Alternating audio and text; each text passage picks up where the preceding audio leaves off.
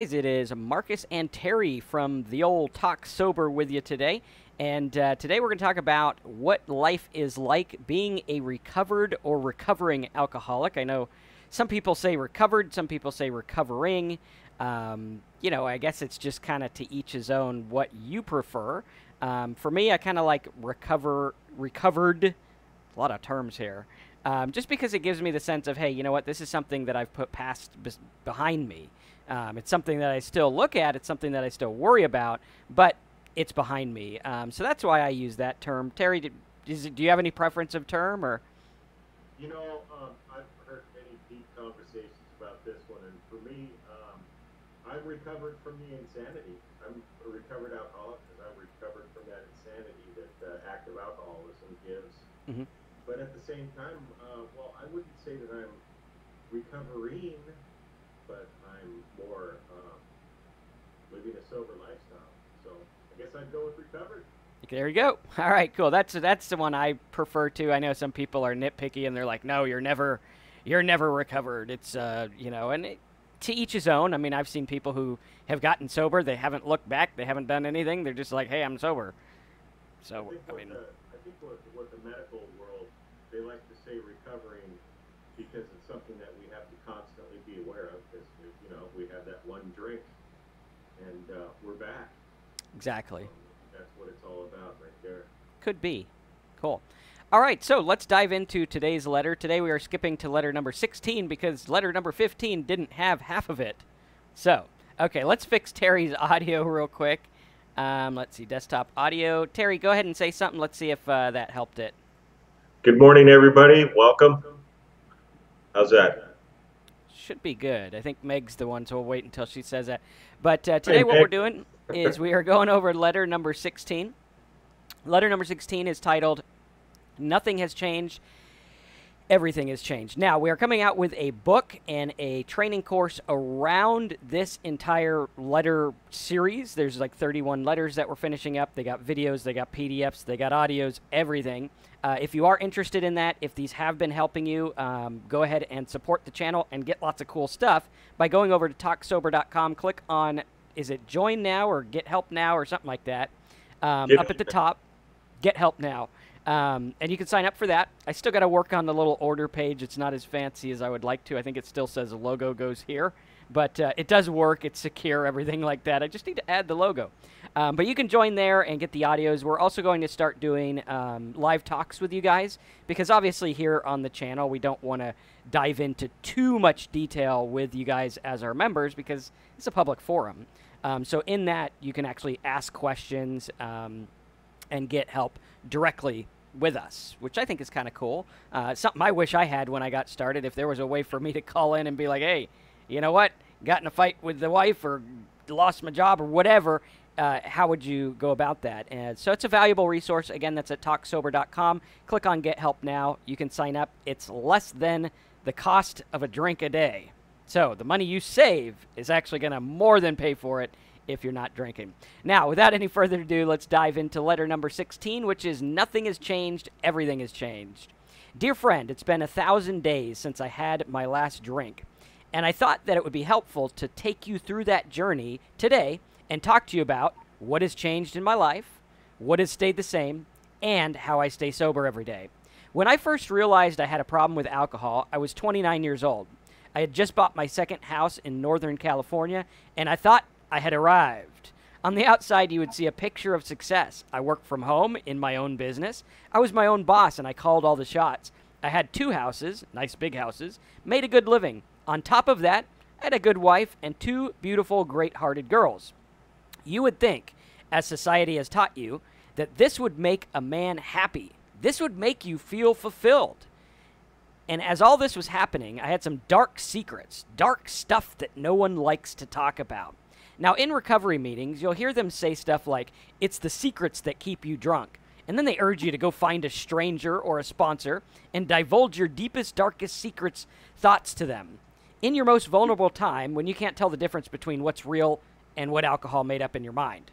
I was afraid to do this because I thought that if someone knew what went on in my mind, they would just put me in an asylum again, or a prison, or just hate me and beat the hell out of me or something. The fear was real because I thought something is wrong with me. After all, I have all these problems, past abuse issues, and my mind has a propensity to wander to the obscene, bad thoughts that churchy people tell us is a sin. Perhaps, I thought, I was one of those castaways that God just doesn't care about and should be discarded like the piece of shit that I am. And I remember in rehab, I was so stuck on my need to stay sober that I was willing to do anything to stop drinking. So one night, up in my shared room, I pulled out my notepaper and wrote all the stuff to the Step 4 Alcoholics Anonymous book. I didn't have a guide or mentor. I just wrote what it said because that's how I felt. And that's exactly what I did. I wrote page after page of all the things that I did, all the things I thought I did, and even the secret things I thought, felt, desired, etc. Some of the things I wrote were like deep things I had been thinking about for a long time, like what's wrong with me and what happened to me as a child. Also things like guilt over past events and shame and secret stuff like that, thinking I was some like secret crazy person or something like that. Now, this did two things, and I'm not sure if this was the intention of the step, but these stuck with me. Number one, it made me feel extremely vulnerable. It was a little less so since I shared these with my recovery counselor in rehab and not some just random guy who has been sober more than a week and is just as sick as me. Number two, it made me realize that no one gives a shit about what I think, feel, or did, really. These things I was so hung up on didn't really mean anything. Oh, sure, I'd hurt some people hurt me, that's for sure. But this isn't what I'm talking about here. I'm talking about the private thought life and personal feelings towards myself that emanated from my being. The stories I told myself that shaped who I had become. Somehow, I guess I thought the world would stop turning once I opened up my secret Pandora's box of sin, and a big lightning bolt would come out of the sky, raise me up for all to see, and show the world my sin. And I would forever be branded as some fucking freak of nature that God deplores. That's what I thought was going to happen. Now, this wasn't the truth at all. The fact is, when I was done, I had shared my inventory. No one really gave a shit about it. Like, he was like handing me the paper, and it was like, there you go. It's the meaning that we give this stuff that keeps us stuck. It's the stories we play over and over in our minds that keeps us drunk. This is something I see over and over. There's a lot of people who just don't drink anymore and go to meetings and whatever, but are they actually getting better? Or are they just not drinking? Personally, in my life, it was never really just about the drink. I was an addict from the time I could remember, and I had these thoughts for as long as I could remember. This was something flawed in my perception of life and myself as a person. And oftentimes, you'll meet some of the meanest, rudest people in recovery talking about how this plan works, but they secretly hate their life because all they have is recovery. Life hasn't really changed for them. Now, if you're thinking that just getting rid of the alcohol is what will help you, I'm not sure this is the right set of letters for you to read. But if you know deep down that something else is going on, something that led you to drink that much in the first place to escape from yourself, then you're in the right place, because I've gone through this. Before I started drinking heavily, I had some issues and stories I told myself, like, you will never be enough. God hates you and something's wrong with you. Secretly, you're a bad person and you should be locked up. Your thoughts create your reality, and your thoughts are bad. You are the sum of all that has been done to you. You are a victim. And when I started drinking, these thoughts turned on like a broken faucet hooked up to Niagara Falls, and they wouldn't shut off no matter how hard I tried to shut them away. On top of that, I was so anxious that people would find out who I really was that I kept having to drink even more to finally pass out and forget. Till like 3 a.m. the next morning, when I woke up in a fog of anxious regret and remorse that I had to start all over again. It was like a living hell, and I was stuck for eternity. And now, everything has changed, but nothing has changed. I'm still the same person I was before. I still have the same struggles, abusive past, and thoughts sometimes. My job is still the same. Wife is still the same. Kids are a little bit older now, and they drive themselves around town. And I don't have to drink anymore.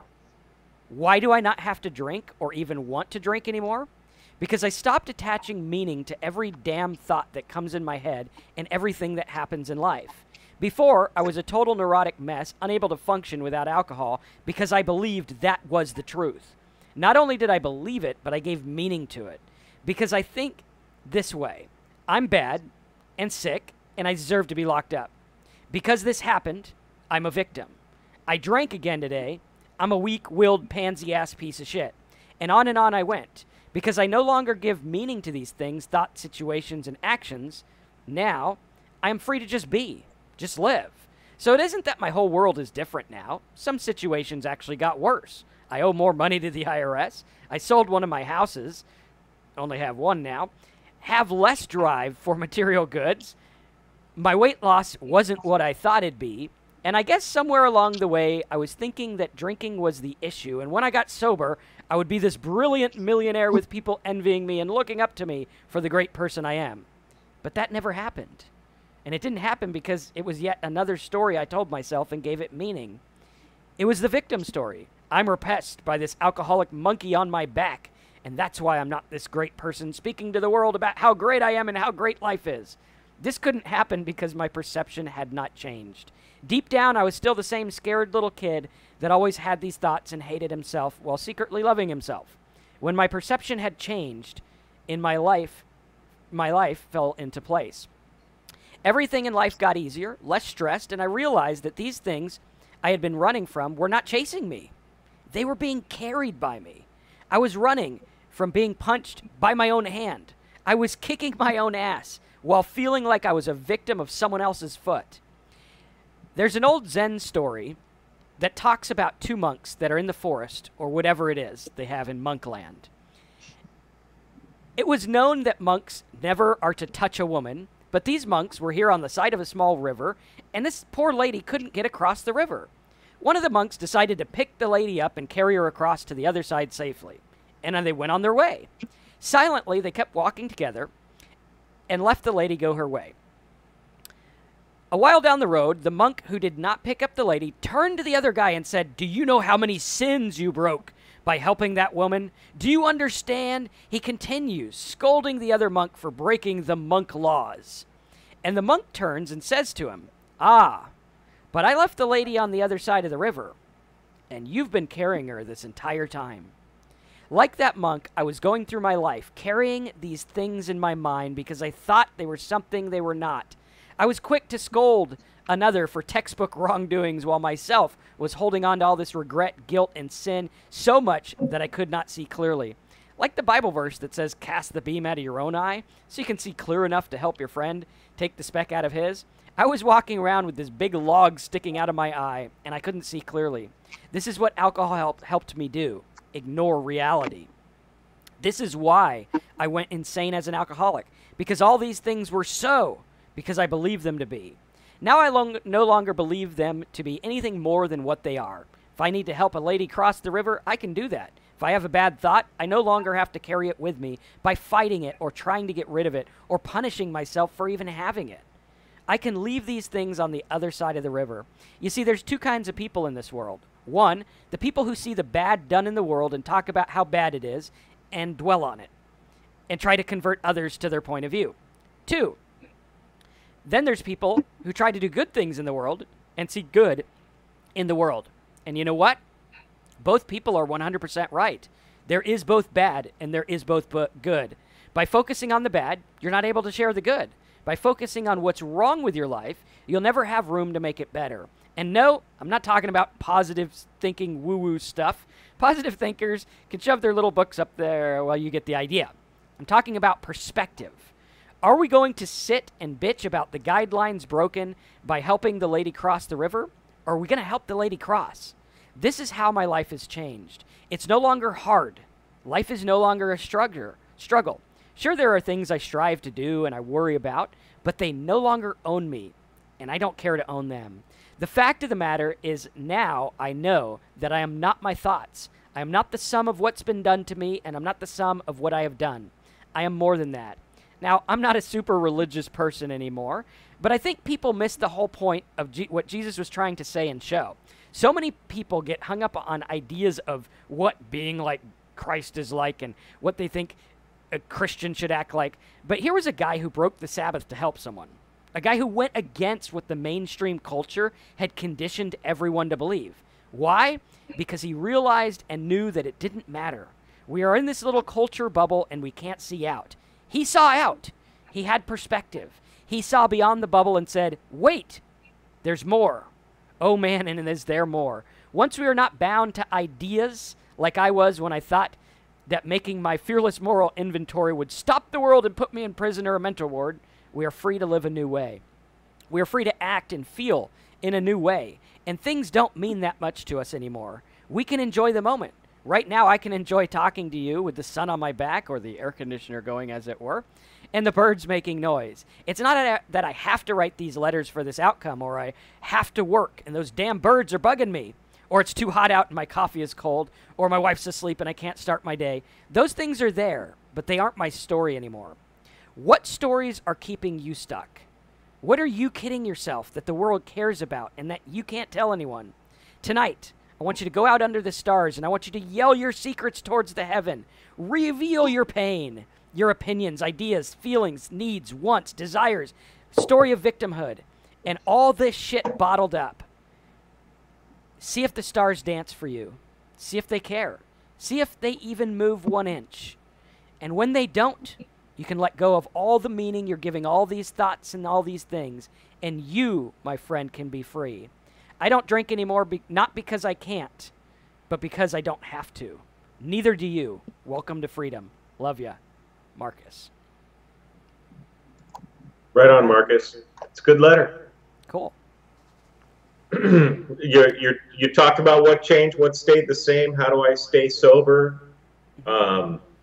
You said that in rehab that you were willing to do anything to stop drinking, and that's kind of why you picked up the big book and did step 4. And before we get into that, for me, when I got into rehab, I would do anything to get through detox, and I figured that stopping drinking was just going to happen.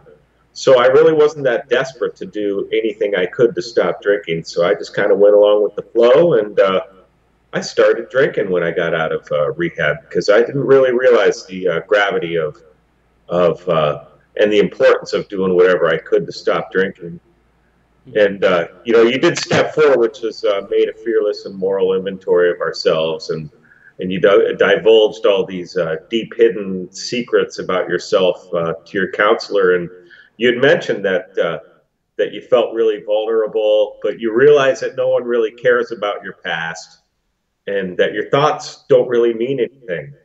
And that's one of the real keys with step 4 is that that you're kind of taking that inventory, and that it's like a business. Like a business, before they analyze their business, they need to figure out what they have, what they need to throw away, what's good to keep in there. Part of the step 4 inventory is also taking an inventory of what's good and what you're doing well. Yeah. And are we still on? Mm-hmm. Yeah, I think we're okay. On. Sorry about that. Yeah, that's cool. I heard some weird things.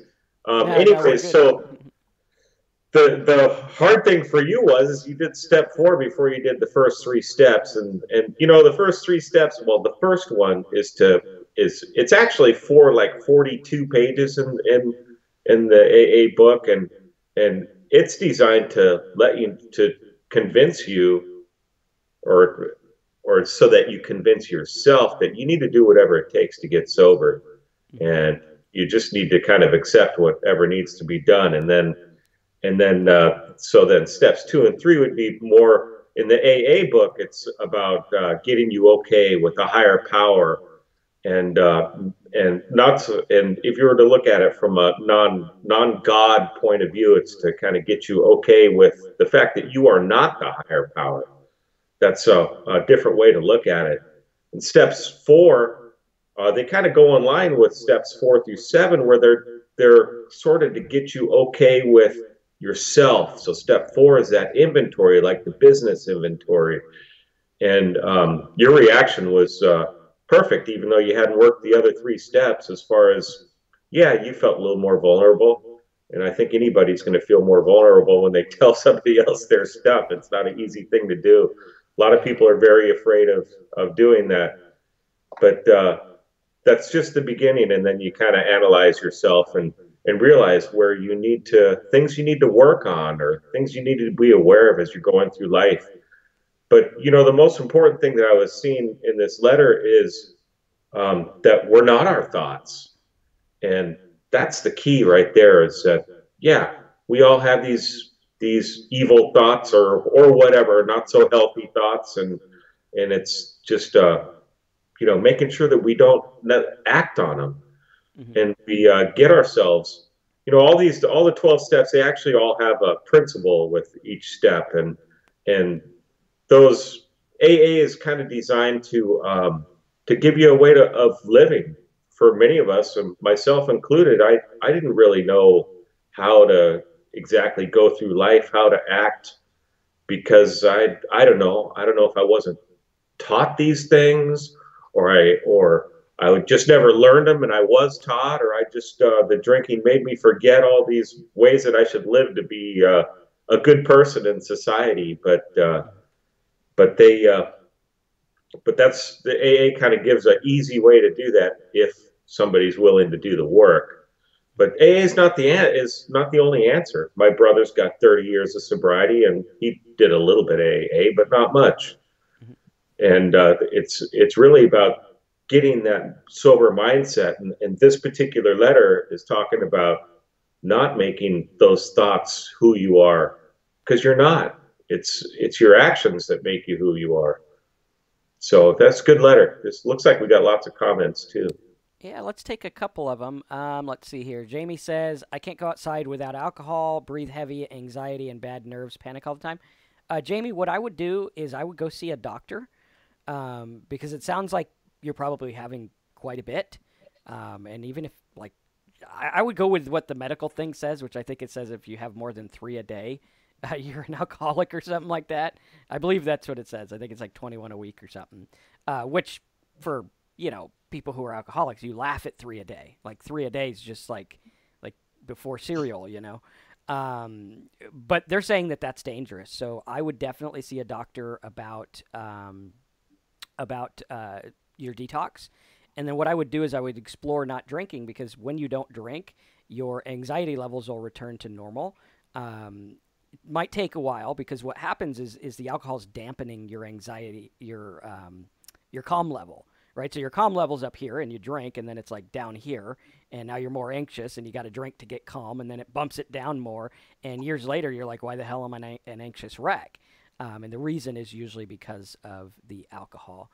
One more I wanted to take, and then I think there's some others as well, if you want to take some as well. Sure. Sachin said, Marcus, I thought we were talking about reprogramming our subconscious mind. Well, inadvertently we did. Because the key to reprogramming your subconscious mind is not plugging in a self-help tape or a brain thing, although that does help. The key to reprogramming your subconscious mind is to change the belief structure. You see, in your mind, you have several different things. You have a belief structure, right? So this is why there was a good book by James Allen, I want to say. I'm probably wrong. I'm totally wrong, I'm sure. But it's called The Varieties of Religious Experience. And he talks about what happens, because you see people and they're like, I go to AA and I'm changed. You see people who they go to church and they're like changed and born again and hallelujah. And for me, I was like, why did this happen? Why did someone who was like a total dick the other day, now he's like suddenly a Christian and he's not a dick anymore? Hopefully, right? I think that's the idea. Well, it's because a change happened in his belief structure. Instead of believing, hey, I'm in this world alone, I'm trying to do my shit, I'm going to treat you like shit so I can get ahead. Instead of that belief, he now believes, hey, God saved me or whatever.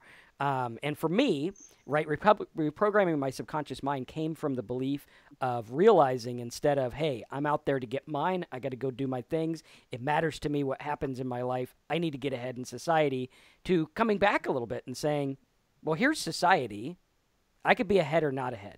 Right? Like I didn't choose where I was born.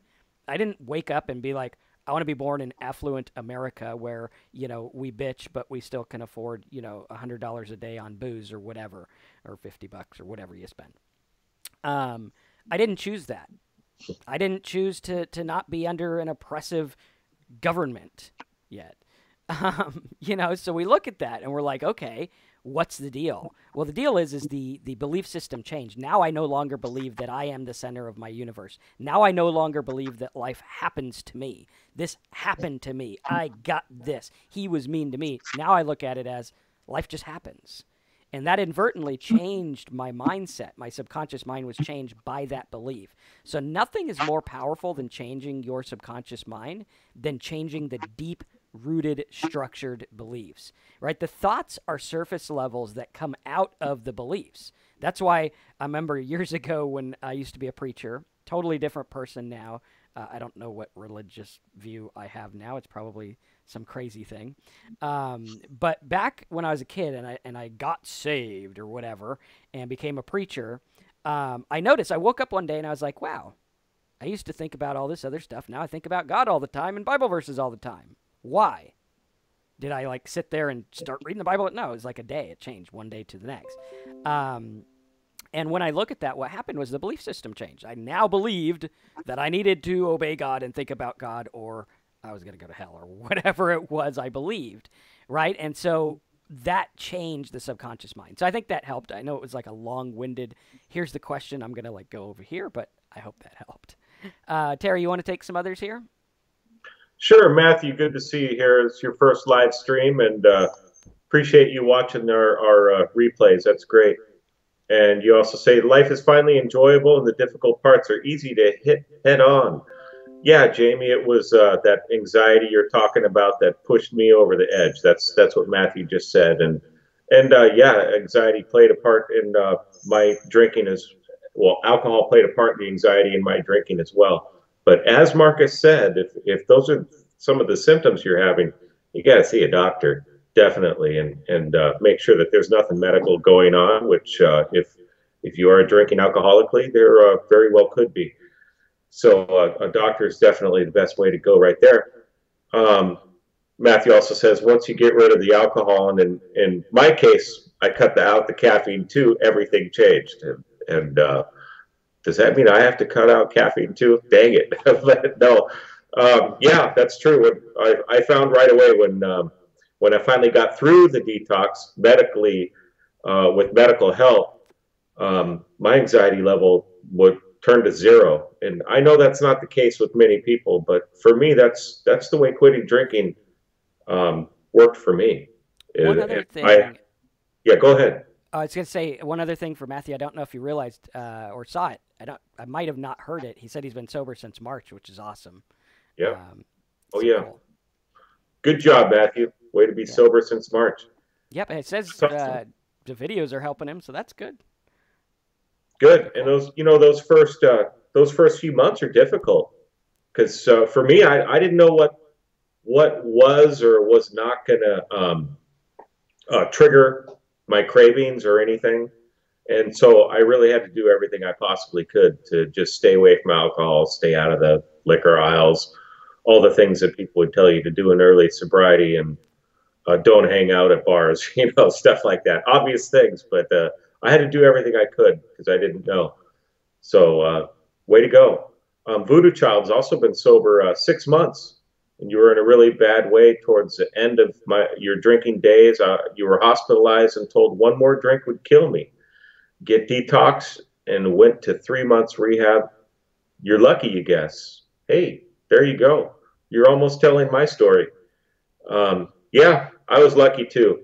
I came right up to those gates of death, and yeah, it's a scary thing, but I don't consider it that I'm lucky, I guess, because I did it to myself. I drank myself into oblivion, and yeah, I have the disease of alcoholism and the craving and the obsession, but I knew it before I quit. I knew it a couple years before I stopped. I just didn't do anything about it because I had the old "it won't happen to me" thing going on.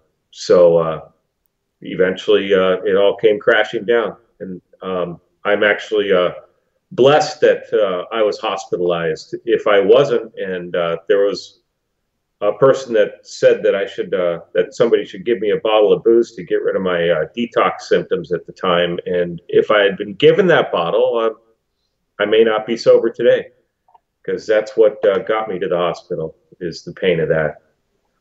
So yeah. Naomi, good to see you again. 218 days sober. Wow. I don't count the days, but that's awesome. I know a That's lot of cool. people that do. That's good for you. Um, yeah, we missed you too, Naomi. Naomi, we love your comments. You're now working as a new job. Your new job is hospice coordinator. That's cool. I'm doing hospice for my old dog who's laying right beside me right now. It's never easy to lose a pet, but she's still with us today. Um, Marcus, you want to take a couple? Sure. Susan has, you got it. We are not our thoughts. In my opinion, the first step is where we begin. We're powerless, and mindset and actions are everything. Very true. The actions that work. So, like everyone who's in here who's been staying sober a little bit, like 3 months, Naomi, 218 days, never forget what worked, right? Your Yep. actions are everything because I can sit here and I can think about stuff. Like I know Ben here is saying, hey, do you want to reward yourself with drinking if you've been good all year? I want to drink in Halloween. Probably won't hurt or something like that.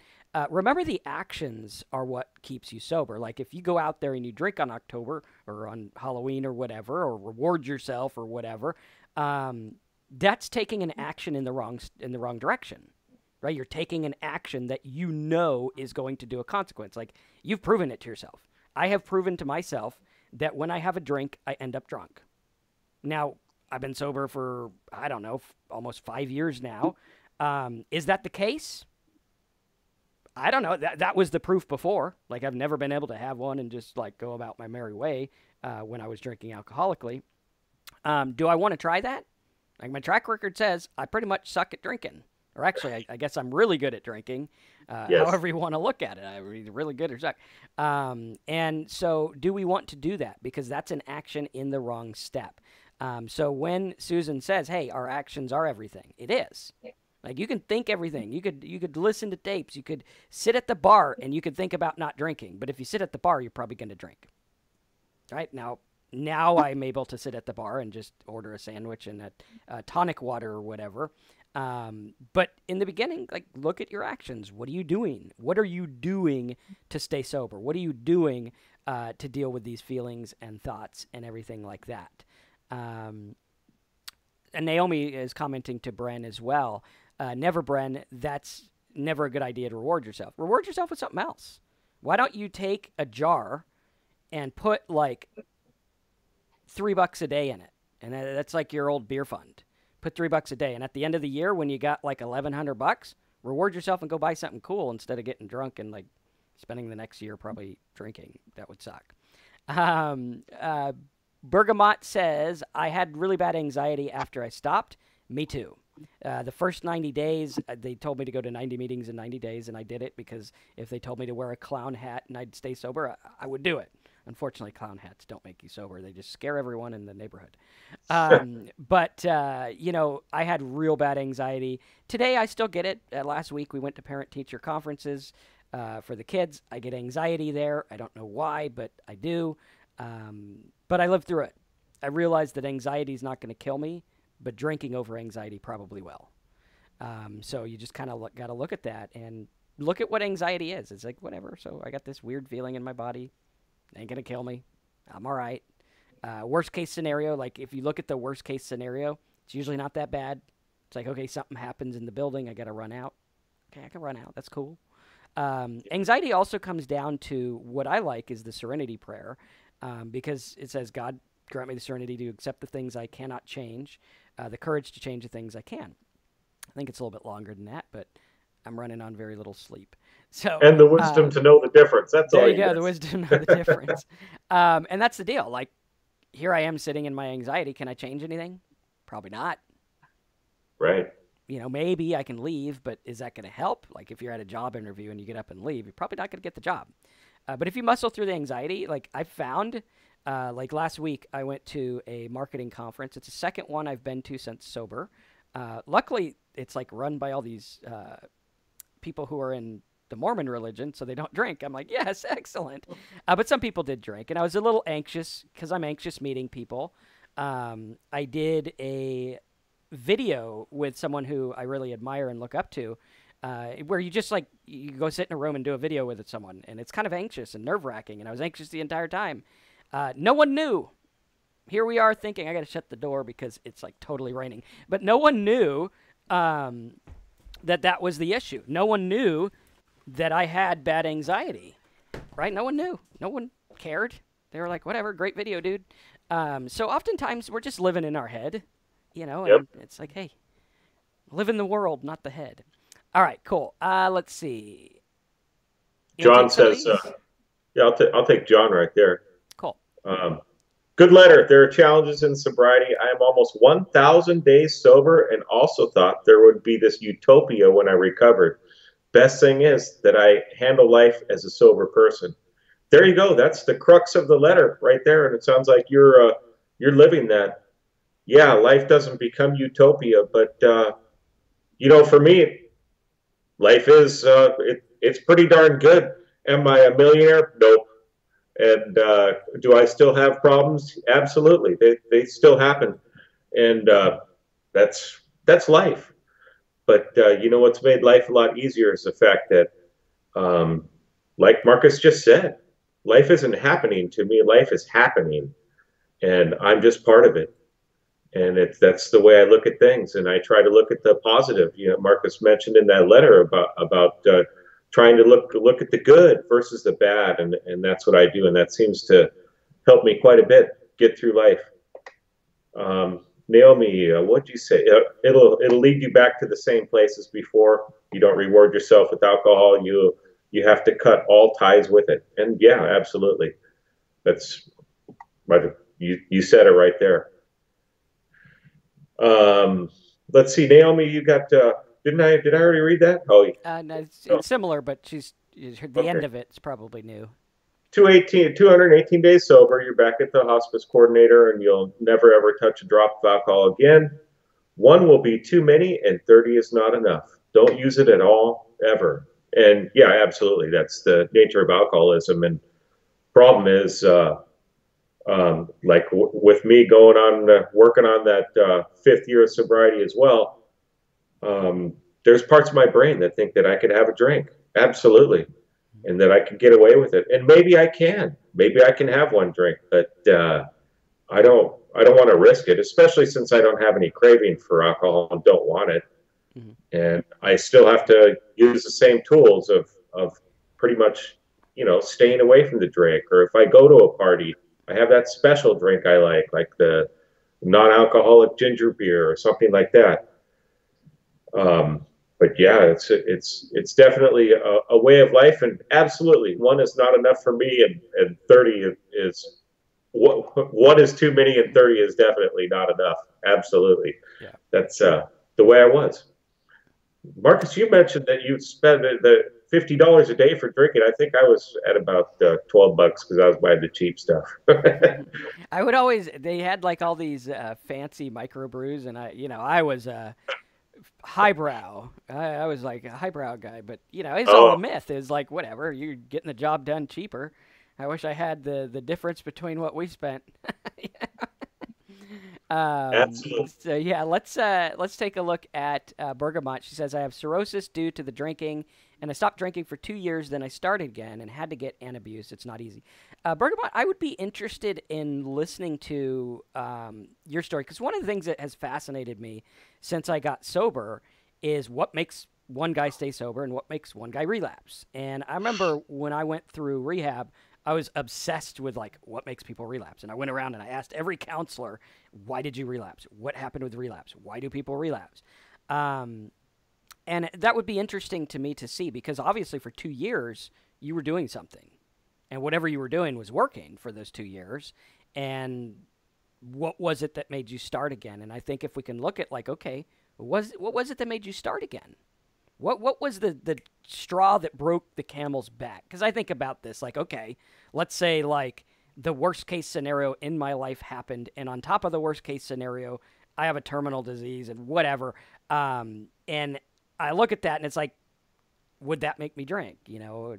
Well, we don't know, but I think it's interesting to look at like what is it that causes it, so that we can reverse engineer it and get a bunch of data from a lot of people and say, okay, well, hey, this thought process, this thing, maybe this person got this news or whatnot.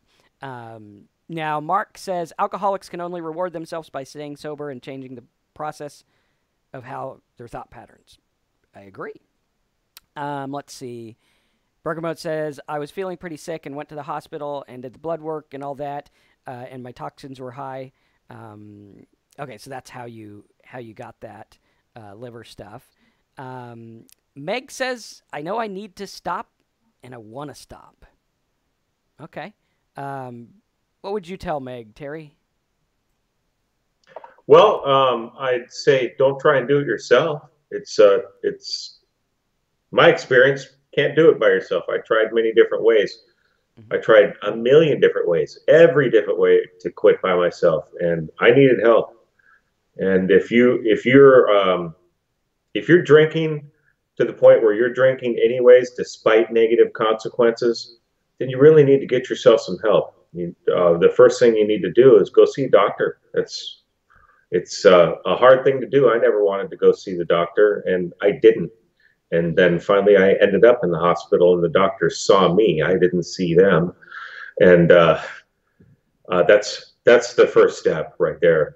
And then get some other help. Watch our webinars every week. Watch videos. Go to the hospital programs. Try a 12-step meeting. Whatever it takes. You do everything you possibly can. It's a deadly disease, and if you're a true alcoholic, you're probably spending your entire day, if not actually drinking, you're probably spending your entire day thinking about drinking or when you're going to get off work and planning your next drink. And it's important to get out of that mind, but it takes some steps. It takes a process to get through it, which that's actually a process of getting sober letter is coming up in the next couple of weeks. But yeah, whatever it takes. Go ahead. I actually want to skip down to Meg's other one since these kind of go in hand. She said, I know I need to stop and I want to stop.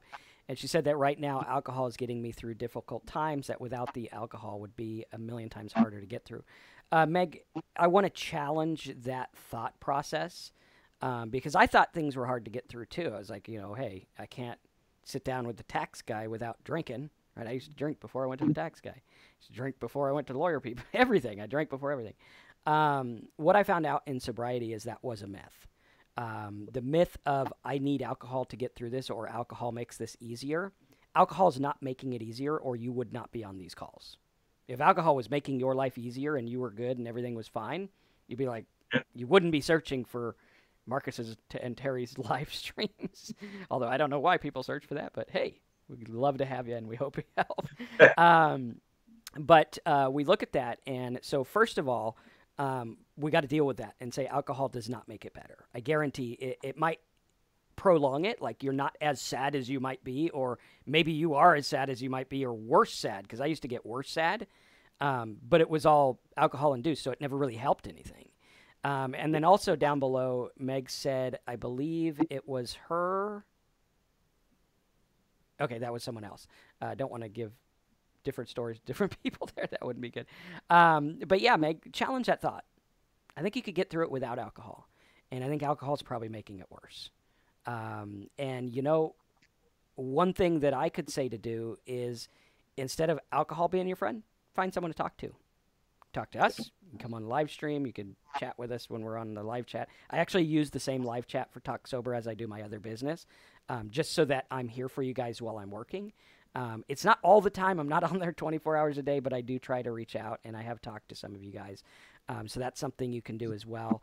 Another thing is check out our group member program at talksober.com/ what was it, Terry? It was the little button up there, Get Help Now? Yeah, get help now. And, we're working on some resources for you there as well. Let's see. And Bergamo says, Meg, I've been there. Stop before you end up with cirrhosis like I have. Yes, cirrhosis is not funny. Also, remember that we are not doctors. If you're worried about doctor stuff, just go to a doctor. Best thing. Meg also says, Bergamot mist, that's my biggest fear. I always worry about having a medical complication because of alcohol. If you're worried about it, stop it before it gets too bad. I had things that were happening that I'm glad I stopped at my age. I think I was 34 when I quit. Gives away my age here if you can't see the gray hairs. I have a few. Um, but yeah. All right. You want to take a couple others here, Terry? Sure. Yeah, you can't tell how old I am because I just shaved my hair, my gray hair off. So I lost where we were, but here I I'll think find we what. are on Bren Estbury, 40 years drinking hard since 18. Sorry about that, folks. Here we Oh, are. I'm 40. I'm 40, drinking hard since 18, afraid to get liver checked. Um, yeah, I was afraid to get all sorts of things checked. That's why I never went to the doctor. And mm, then, as I just said before, then the doctor saw me. So it's really a matter of doing what you need to do. I got sober when I was 50. There you go. There's or 49, something like that. See, don't even remember. Um, Mark says naltrexone can work until you run out of it, and figure you can have a few drinks without it. Then you get back onto the mental train again. Yeah, absolutely. good point. It's I did not use any drugs to help me get off of alcohol other than the detox meds that I was medically given, and you can get sober without using the other things. So a lot of people, antabuse was already mentioned, and wow, that's a hardcore one. But the problem I personally see with something like antabuse, I'm not too familiar with naltrexone. We talked about it the other day, but I forgot what it's all about. But it helps with your cravings, is what it does, I believe. And the antabuse makes you sick if you drink alcohol, but it doesn't take care of what we speak about in a lot of our letters, which is the deep down problems that we have in our minds, and the anxieties, the worrying about the past, the worrying about the future, not trying to just live today for what it is and being grateful for what today is and what we do have, and getting that sober mindset. And that's an important thing that we need. So that's one thing that a lot of these drugs aren't going to take care of. I'm not saying don't use them. You got to use them under doctor supervision, obviously, and they can be a tool.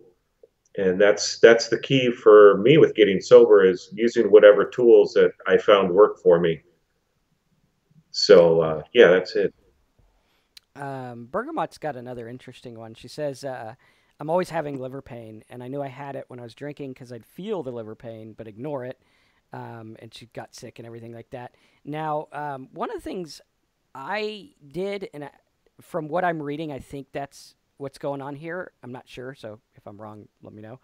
Um, when I had pain or sickness or anything, I would drink it away, which is a terrible thing. I mean, like, alcohol is not cough medicine. Um, and so, what I learned to do is when I have a bad headache or I have a bad pain or something like that, what I learned to do is I learned to sit with it. Right? What is it like to just sit with it? And usually, if you have like a bad migraine or something and you just sit with it and you don't try to fight it and you're like, okay, just got this headache, whatever, we're going to be all right. Usually, it'll actually subside. Because oftentimes, like um, our thoughts make this stuff worse. And we're like, I got to fight this goddamn headache. I got work to do. I got this thing. I got foot pain, whatever. And when we dwell on it, sometimes it works. Now, I don't know what it's like with like super chronic stuff. I've never had it. I do know my brother battles with addiction and back pain. And I know when he really got down to it, is like, yeah, the back pain's not that bad. I just need an excuse to, go do this other thing. Because he'd be there and, oh man, I need these drugs. I need these drugs. And I'm going to go water ski. And it's like, but your back hurts.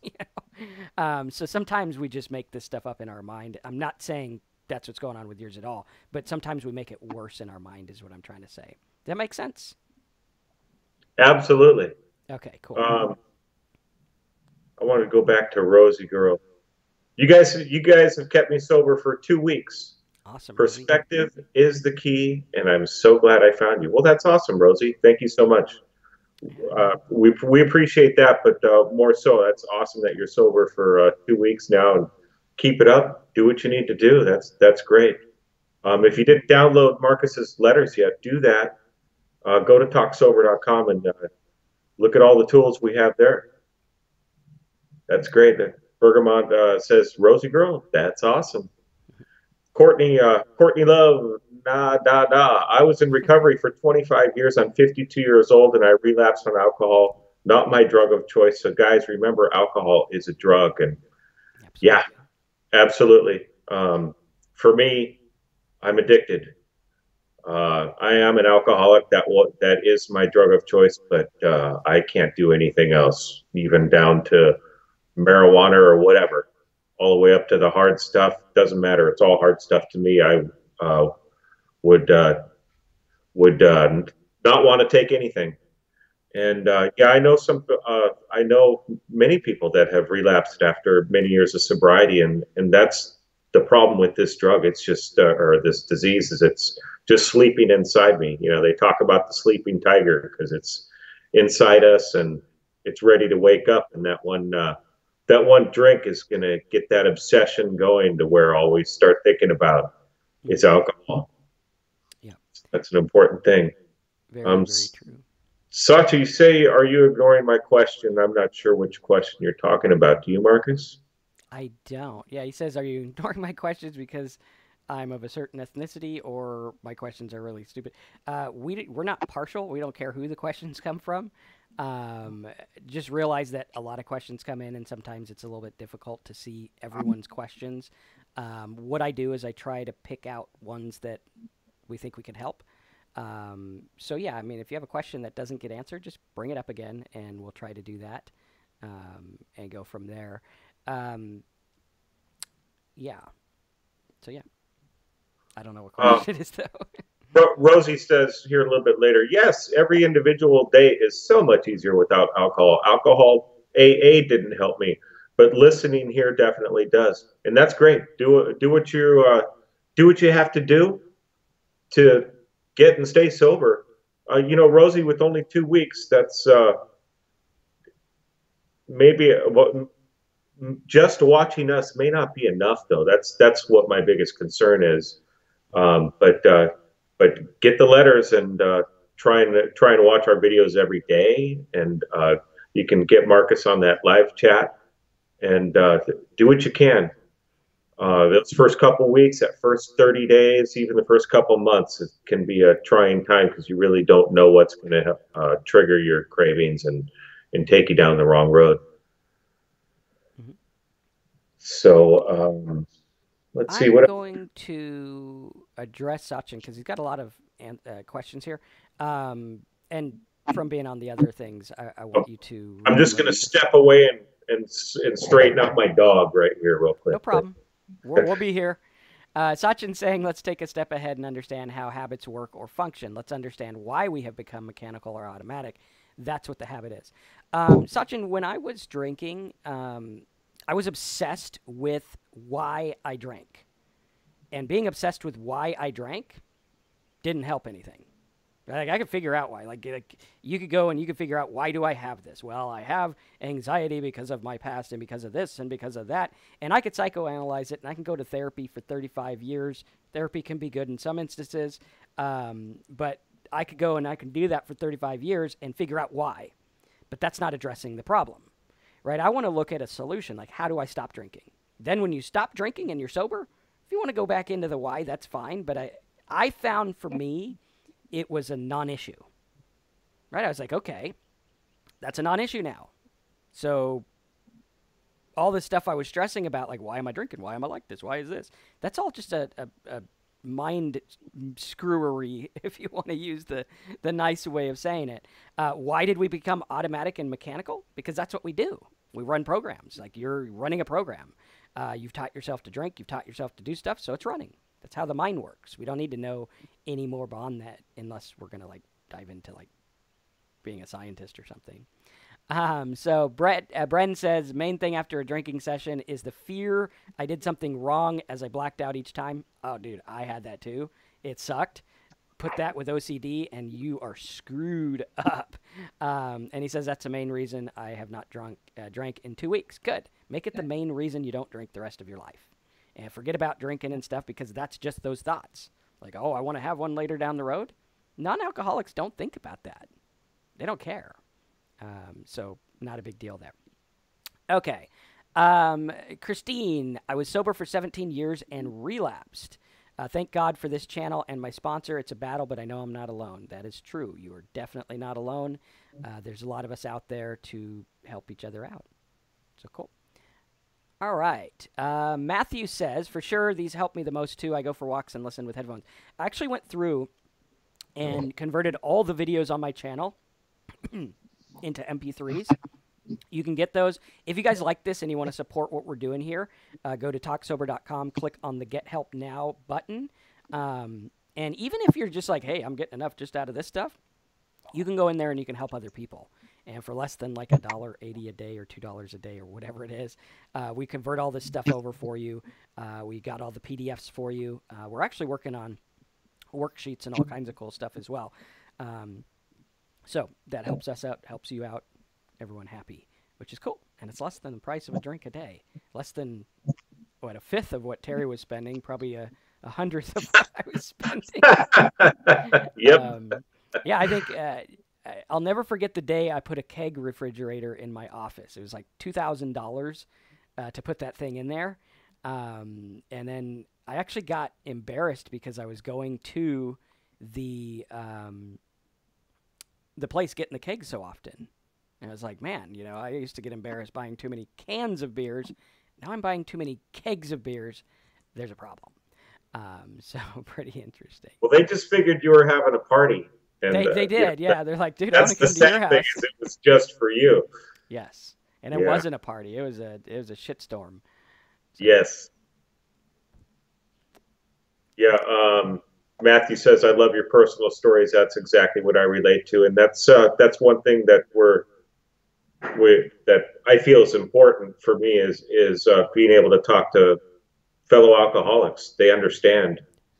You know, I had a friend, or I have a friend, and he's not an alcoholic. And I remember when I was drinking, he was just like, "Why don't you just quit?" And I was like, "Yeah, I wish it was that easy." That's what I was thinking. And I said, "Yeah, you're right. I'll quit." And of course, I lied and I kept drinking, and nothing ever happens until I finally got the help I needed. But that's the key, is one alcoholic talking to another. That's always very helpful, and that's why that's what we're trying to do here on our channel, is help you from our perspective, because we've been through many of the things that you guys have been through. Yep. You also say meeting people at AA meetings is great too. It's the only people that truly understand what a real drinker does. It's almost indescribable. They just know, and that's kind of just what I went over. Is I go to meetings, and that's where my friends are. A lot of my close friends are in the meetings, and it's just kind of the culture that I'm into now. But I understand for some people, they don't want to go to the meetings. Usually usually what I hear is it's the God thing, or maybe they don't want to make the commitment, because when you first get into AA, a person's going to tell you you need to get a sponsor, you need to go to the 90 meetings in 90 days, you need to do all this stuff, and maybe you're afraid of a person's afraid of the commitment involved. But it's whatever you find that can work, but it has to be a big thing that you're doing for sobriety. It's not easy. So you have to spend some time in it. If you spend 10% of the time trying to get sober and stay sober as you did drinking, you've got a really great chance of being successful at it. Absolutely. So it's not that much work. Absolutely. Let's see. If you did something embarrassing while drunk, do you tell the person you were drinking? Depends on what it was. It depends on who it's with as well. Like if it's a friend or something, it's probably like, yeah, whatever. But I would worry about getting sober first, and then worry about taking care of all that stuff. Yep. Yeah, because sobriety's, if you don't have that, you don't have anything, because you don't have your mental capacity. Right. Our minds are changed. Let's see. Rosie says she watches 5 or 6 videos of us a day, or 5 or 6 videos a day, and reading the letters. That's pretty good. I don't know how you tolerate listening to me that long. And Terry, you can listen to Terry. He's pretty good, but I'm a nutcase, so be warned. But, you have that's good. Hey, whatever works. I remember when I first got sober, I would listen to certain people as well. I know Sachin is bringing up like Jay Krishnamurti. We actually talked about him a couple weeks ago, I think it was. He's pretty good. I find him a little dry, so I listen to him at bedtime. It's good for sleep and stuff. But he's got some good stuff. There's lots of other people as well. We're working on putting together lists and lists of books and stuff like that, and go for there. And yeah, pretty cool. So I think, yeah. Any other like last minute pressing questions or anything to share? Oh, okay. Bergamot answered the question. Also, I think Rosie, this would be a good question for you as well. Like, what made you relapse after 25 years? Bergamot says, you wanted to know why I relapsed after 2 years. My mom passed away, and I just started to not feel the pain. Yeah, and that can happen. You know, sometimes a tragedy or something unexpected or even something expected can happen and can make us really sad and make us want to drink. The way that I look at it, because I lost my grandma to a long, tough battle with lung cancer, surprisingly not a smoker. Go figure. I don't think she ever smoked in her life. But she got it real bad and finally just gave up and was like, I just don't want to fight anymore. And it was very sad. And I remember they were having her funeral, and she liked to drink, and she was fine with it. I mean, she just liked her drink, and that was it. Wasn't alcoholic by any means or anything like that. And they were having her funeral, and since she liked to drink, they were going to have a celebration at a bar. And I was like days sober. Like literally, I was in rehab, and I was like asking my counselor, should I go to this? And he's like, well, what's the best way to honor your grandma or your mother? What's the best way?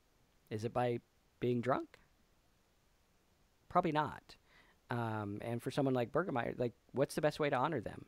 I want to live my life. And that's what they say is funny, because you can give an amends and you could say, oh, I'm sorry I did this or whatever. And just the other night I was talking to my daughters, and we were talking about, you know, what it was like going through the alcohol. And I got emotional about it. And I was like, you know, I can say I'm sorry all I want, or I could live my life as an amends. You know, I can live my life saying, this is what I'm going to do. I'm going to live my sorry. Because we could talk, we could do things, but until we actually live it, you know, can you go and live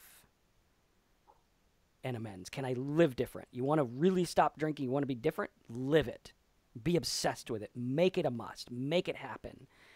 Courtney says we drink because we're in pain of using. Sometimes we drink because of pain of other things. But you don't have to drink pain away. Drinking is not what makes pain go away. Like, if you sit there and you think and you say, I am sad. Okay. Somehow in our culture, we think it's wrong for being sad. We think it's wrong for men to cry or wrong for people to feel. Like, it's like we're going through society, and if you went to the bus stop and you yelled boo, people would freak out because we don't have these feelings as a culture. We're not open to what's going on. We have been taught that sadness is terrible. But I look at it like sadness is actually, it could be a hard thing, but it can also be a good thing. Like, I look at it like, hey, I remember that person. I got to spend time with that person. Or like Terry's going through the dog thing. I had my dog, and when we lost her, it was after sobriety as well, and I had her for years. It's the only dog I had that long, and she was my buddy. And I lost her, and I said, you know what? I could sit here and I could be totally sad, or I could be like, you know what? I got that animal in my life. How freaking awesome is that? Like, for the brief moment, I got to experience so much. For your parent or whoever, whatever it is that you lose, my grandma, like, I got that person. That is the blessing. Like, no one can take that away, which is cool. I hope that helps someone. I don't know.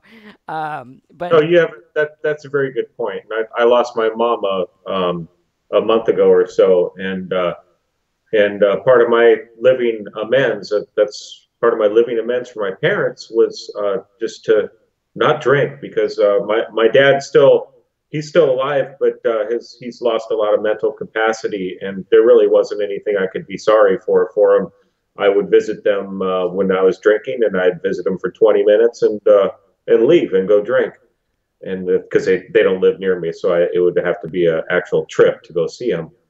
And what I do now is I just visit. I go and I'm there and my mom passed away, and I was there before she passed away, and that's what I was able to do, and I didn't have to drink after she passed. It was okay, and just because that's part of my living amends. But I understand it's not easy a lot of times when bad things happen.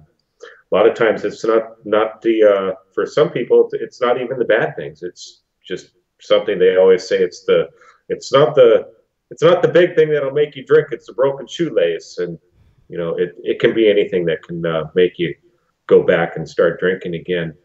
Um, Meg had a good point here. She's saying I was sober for 5 days straight and watched all your videos, and it did help. But also, what helped me so much was drinking coffee soda. But worried maybe that set me up for failure by relying on it. And my point on that is something like coffee and soda is not going to kill you like alcohol is going to. Too much caffeine's not good for you. Too much sugared soda's not good for you. But that's something that you can cut back on.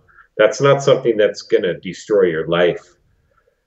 But alcohol is something that will destroy your life. So switching out those two. I drank lots of coffee. I still drink too much coffee, but fruit juices and all that stuff, I ate like crazy because when I first quit, I had to replace the 2,000 calories of alcohol I was drinking.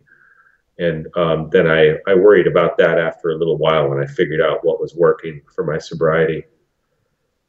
So, yeah. There was somebody else that said something here about a trick. Another sobriety tip was here. I forgot where it is. All right. But you find that, I'll do Rosie. She says, thank you, I am so far. My ass hasn't fallen off yet. And even if your ass does fall off, this is a thing that I say, hey, don't drink even if your ass falls off. Even if your ass does fall off, get new pants. Don't go drink, right? Just get assless pants or whatever people wear. But yeah, we don't have to drink anymore, and I think that's the cool thing. Sachin, we get the point about J. Krishnamurti. You don't need to say it a bunch of times. We're trying to help people here. If you really believe that Krishnamurti helps other people, which he is good, then make a video about it. Share it. Like if you truly believe, make a video, go share it, which is really cool. But yeah, try to keep the comments free. I mean, saying the same thing over and over just annoys people. So yeah, and I wouldn't want to like mute you because you do have good stuff to say most of the time. So, all right. So let's see. Any other pressing things here? I relapsed. I thought I was cured. Well, we're probably never cured. I don't think there is a cure for whatever it is I got. But yeah, your mindset's going to go down it, so you want to focus on it. So yeah, I replace alcohol with Domino's pizza family meals for me. That's to each his own, I'll say. Yeah. I think I'd go with Mike's Mountain Pizza. I haven't had that since I moved. The best pizza, if you live in Southern California, was a place called Me and Ed's. And I remember one year there was this Australian guy who was working for me. And I'm like, let's go to Me and Ed's Pizza. And he goes, oh, man, what the hell's a meat and eggs pizza? And he thought I said meat and eggs. But that was the best pizza. So. But yeah. Okay, so anything else? I think we're good. Yeah. Cool. So hop over to talksober.com, help support the channel, help support what we're doing, and get lots of cool stuff as well. We're also going to send you a free Talk Sober t-shirt with an embroidered Talk Sober logo and a little embroidered Marcus. Terry didn't want to be on it, so we just got the little embroidered Marcus there. But you get that free. You also get, when I'm out with the actual formatted letter book, you guys will get a copy of that as well, which is awesome. Mr. Forever, awesome. Good to see you are 8 days clean today. A lot of people staying clean, which is awesome. That's why we do it. I know Meg said, thanks for what you guys are doing. You guys are the reason we do that. You guys are the reason we do this, because if we could help one of you stay sober, then our job's done. But apparently we're keeping more than one sober, which is awesome, right? That's cool. Yeah. Never Good job, expected that. everybody. Awesome. Keep it up. So yeah, cool. Any other last minute thoughts or comments from the Terry? Well, just remember the main point of the letter is that we're not our thoughts, so you don't have to act on your thoughts. They're not who we are. It's all good. Do whatever you can to stay sober, and we'll see you next week. Thank you, Awesome. everybody. Cool. Talk soon. Stay sober. Talk to you next week.